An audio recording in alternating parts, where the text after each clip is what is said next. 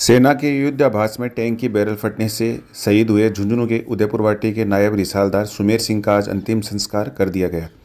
8 साल के बेटे कृष्ण ने मुखाग्नि दी तो वहां मौजूद लोगों की आंखें नम हो गई।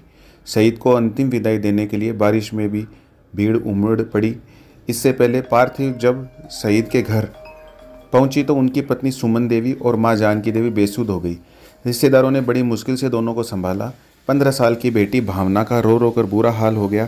बेटी भावना बार बार पिता को पुकारती रही और यही कहती रही कि पापा एक बार तो खड़े हो जाओ। मासूम कृष्ण पिता की पार्थिव देह के पास ही खड़ा रहा। उसे देखकर ऐसा लग रहा था मानो सब्र धरे हो और कह रहा हो कि मेरे पिता बहुत बहादुर थे। उनकी शहादत में आंसू कैसे बहा सकता हूँ।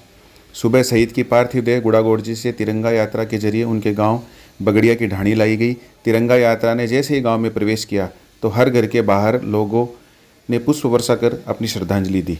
गुड़ागोड़जी से लेकर शहीद के गांव तक तिरंगा यात्रा के दौरान सड़कों पर दोनों और सैकड़ों लोग खड़े रहे। सभी ने पुष्प वर्षा कर अंतिम विदाई दी। शेखावाटी के गाँव में ये परंपराएं हैं, जब गाँव का लाडला देश के लिए शहीद होता है तो मानो यहाँ मेले लग जाते हैं।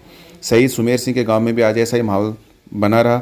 देश की रक्षा में अपनी धरती माता के लिए शहादत देकर सुमेर सिंह आज गांव के महानायक बन गए। शहीद सुमेर सिंह अमर रहे।